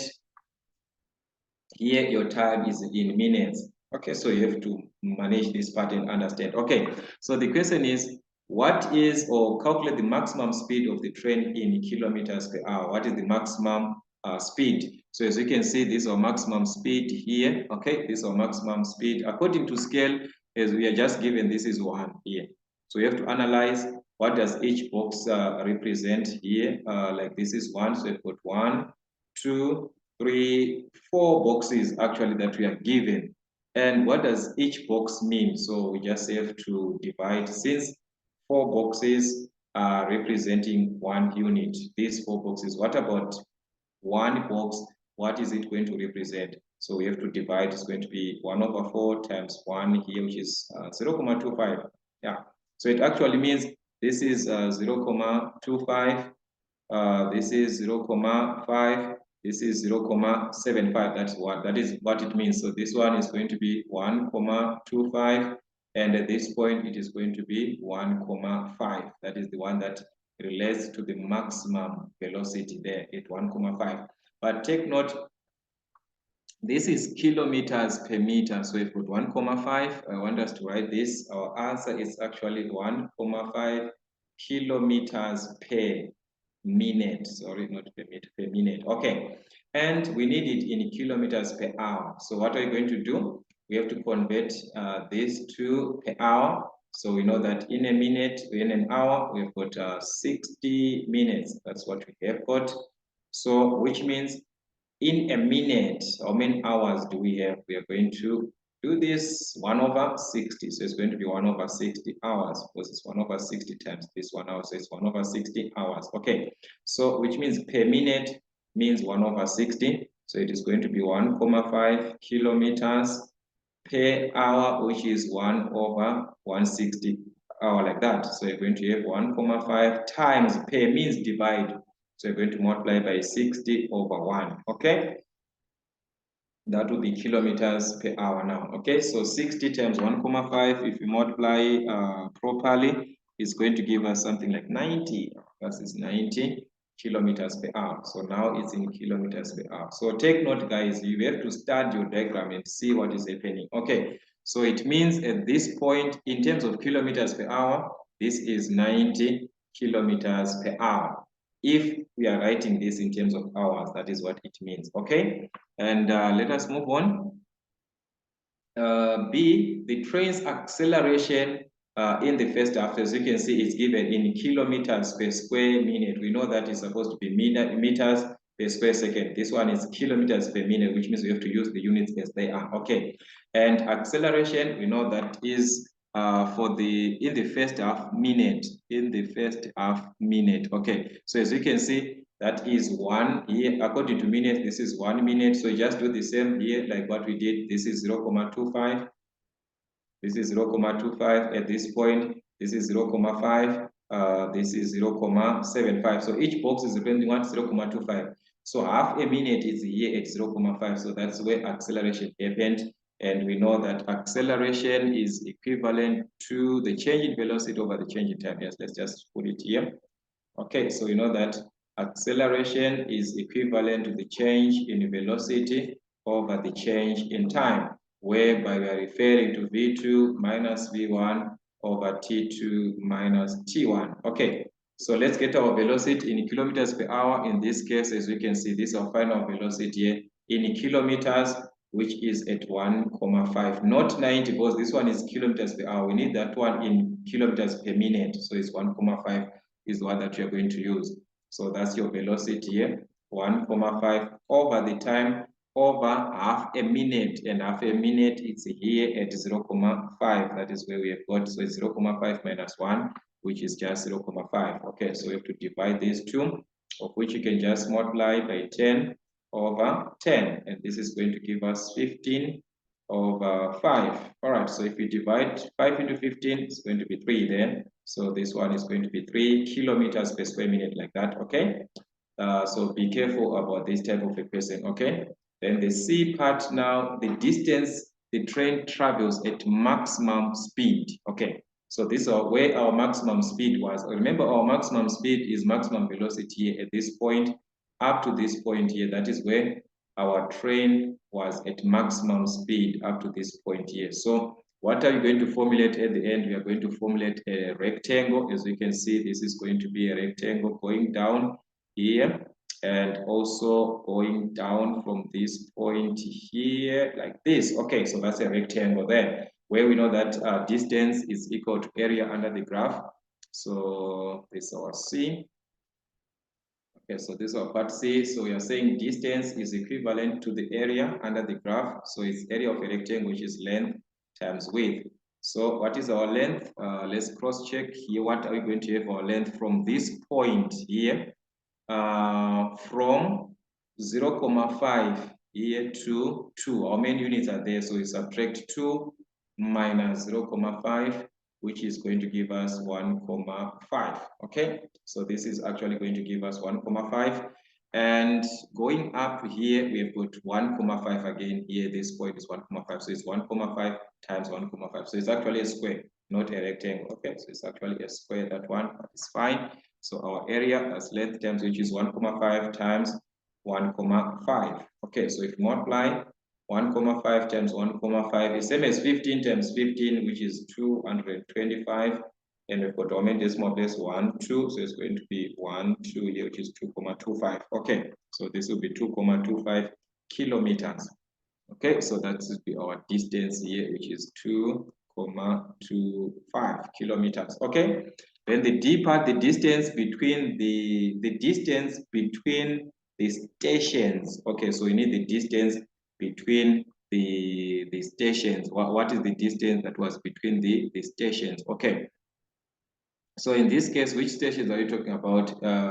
This is just the distance that we are having between the two stations. The diagram shows the graph of a journey of, take note here, the diagram is a velocity time graph of the train journey between two stations. So this is this graph here is actually between the two stations. So they are now saying the area of everything, that is the distance. So you can use this triangle, you add to this one that we calculated of the rectangle, then you add to this triangle here.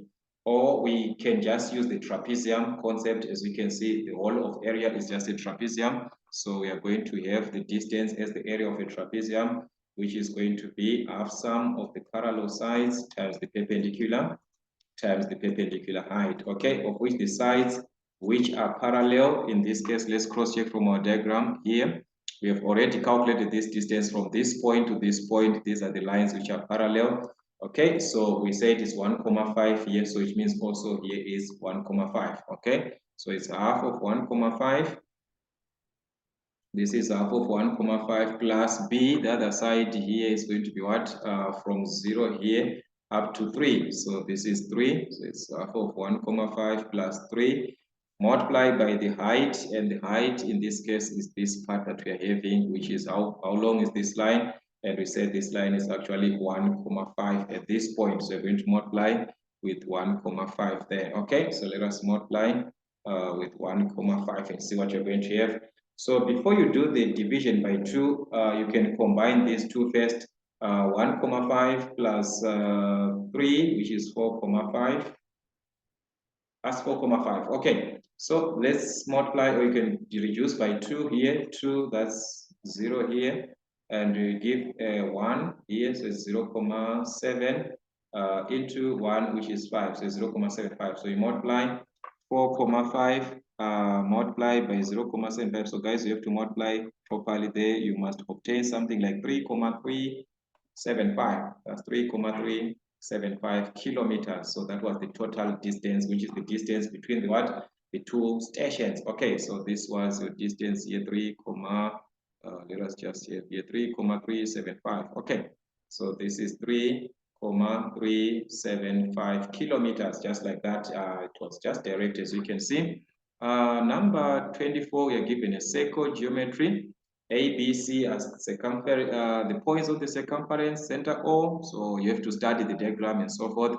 So the first question was, write down the geometrical weight which completes the following statement. A, B, C, D is a dash, dash, dash, dash, quadrilateral. Okay, that's A, B, C, D, this one from A to B to C and to D.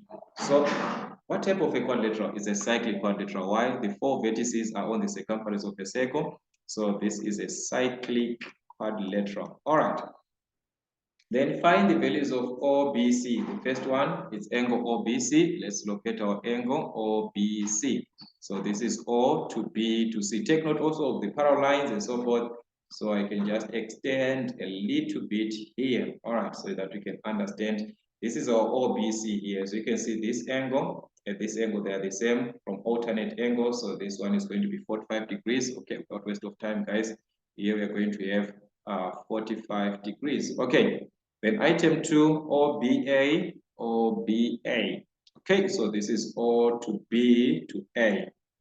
Okay, which angle is it? OBA. Okay, let me remove this part also. All right, so this is it from O to B to A, which is this angle here. All right, this is OBA, this one here. All right, which is the same as this angle. Why? Because we can see that from O to A and from O to B, these are radii, and we know that the radius is actually the same. So we are referring to an isosceles triangle. So this angle and this angle, we simply need to find them from 180 minus 130. Whatever that we get, we divide by 2. So 180 minus 130, guys, what are you going to obtain? Is going to be a 50 degrees. All right, then we divide that one by 2. So 50 degrees by 2, which is 25 degrees. Okay, so it means here we've got 25 degrees, and here we've got 25 degrees there. All right, so this is 25 degrees. That's it, 25 degrees. Okay, ADC, let's go back. ADC, which is this one, ADC, which is the whole of this angle here. All right, remember we said before this is a cyclic quad, and we know that opposite angles near cyclic quad are actually the same. So what am I going to do? I'm going to take the whole of this angle at B, this one, add these two together. That is 25 plus 45, which is going to give us something like 70 degrees. Okay, so this one is 70 degrees. Okay, and we know that these angles, they must give us 180. So the angle here at D is going to be 180 degrees minus 70 degrees, which is the opposite angle, and this is going to give us 110 degrees. Okay, so that's it. This angle here is going to be 110 degrees. So that's our ADC, which is 110 degrees. Okay, OCT, that's OCT. Where is our O here? O to C to T. Okay, so that is it from O to C to T, like that. Okay, so we know that a radius and a tangent, they meet at what? At 90 degrees. Okay, the radius and the tangent, they meet at 90 degrees, so that one is 90 degrees. A reflex angle AOC, so we need the reflex of AOC. Okay, this is our AOC. Okay, so I want you to take note, guys. This is the first angle of AOC, this one that we have got inside here, which is less than 180 degrees. Okay, then the reflex angle now is this one. This is the reflex angle, this one, which consists of 130 and this angle that is within this part, which we do not know here. All right, so we have to add these two angles, 130 and this one. But where are we going to get this angle from? Take note, from O to C is a radius, from O to B is a radius, so it means this is also 45 degrees, base angles are equal. So if this is 45, that one is 45. So if we add 45 plus 45, that is 90. And 90 from 180 degrees is going to give us 90 degrees. So the angle here at O is 90 degrees. On this one, BOC is 90 degrees. So the reflex angle is going to be the combination of these two, 130 and this 90 degrees. Okay, so we're going to add 130 degrees and 90 degrees. So 130 plus 90 degrees, which is going to be something like 220 degrees. So all you need is to add properly your values there, and you're going to obtain 220 degrees. Okay, just like that. So that was it, guys, from this question. As you can see, circle geometry, you have to revise, guys, as much as you can. As you can see, some of these questions, they actually stretch you further to revise as much as you can. All right, then number 25, we are given the question on probability. Dennis must choose a bag from which he must pick a ball from. And from this probability of choosing bag a ball, we've got two bags here. Definitely, this is bag one, this is bag two. So the probability of picking each bag is actually 1/2 because there are two bags here. So to pick A is going to be 1/2. That is what it means in this case. Okay, I want to change this one. All right, so that is it in this case. All right, so I have to put this one here. Okay, so these are the markers that I want to use. Okay, so to pick this bag A here is 1/2. To pick bag B is also 1/2. That is what it means because we've got two bags in this case. Okay, so we need to fill in our probability tree diagram. So as you can see, we've got bag A and bag B. So to pick bag A and bag B is 1/2 and 1/2. That's it, guys. As you can see, it was actually direct. If I'm not mistaken, it's direct, guys. Isn't it direct? This is direct. Okay, so that is it on this part. Okay, then let's move on back. Bag A contains 5 white and 3 black. Okay, this is in bag A. We've got 5 which are white and how many are black? 3 that are black. So in bag A, 3 balls are black. Okay. Then in bag B here, 6 are white. So in bag B, 6 are white. So it's 6 out of 2 black. So it's going to be out of 8. If you add 6 plus 2 is 8. Okay, and how many are black? Black are 2, so it's going to be 2/8. That's it. You have filled in your probability tree diagram, just like that. Then B, find the probability that Dennis chooses bag A and then a white ball. So we are following bag A, then white ball. So let us trace back. Where there's bag A and a white ball, we are going to see is this region here. Bag A, this is bag A and a white ball. So it must be from the same bag. From which bag? From bag A, like this. This is where our outcome is. So it's going to be 1/2 times 5/6. That's the probability there. All right, so this one is going to be picking bag A is 1/2. Then to pick a white ball from that bag A, this one is what? This is what you're asking yourself. It's 5/8. So that's what you're going to have. So this one is 5/8. All right, so let's multiply 1 by 5, which is 5 over 2 times 8, which is 16. Okay, so it's going to give us 5/16.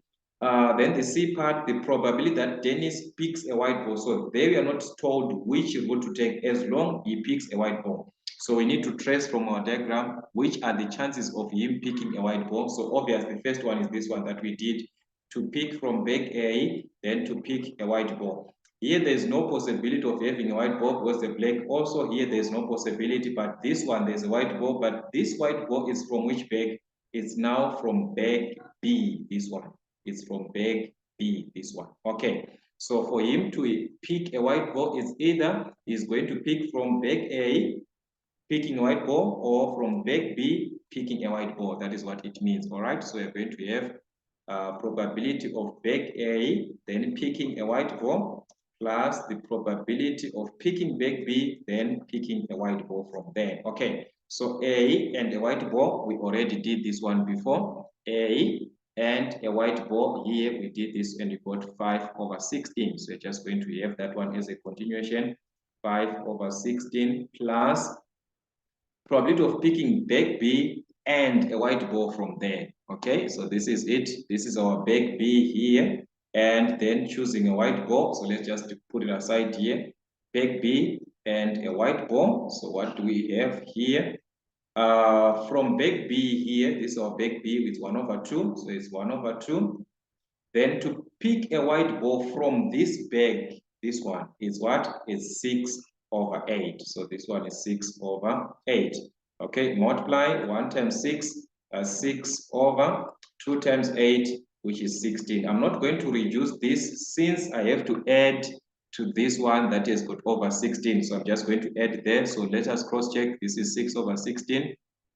So you come out here and add your 6/16. Okay, so let's add 5 plus 6, that is 11/16, like that. Okay, so actually these are the typical questions that you can actually have, as you can see from this particular section. That is what we had from this bag. So it was for us to ask to find where he is picking the white ball from this bag. So that's how you actually have this question. So as you can see, guys, this is the last part that we are having, and that is our 11/16. So we have to work on much questions as we can, as we are moving into these revisions towards our finals. So that's it, guys, for Mason African Motives. Till we meet again.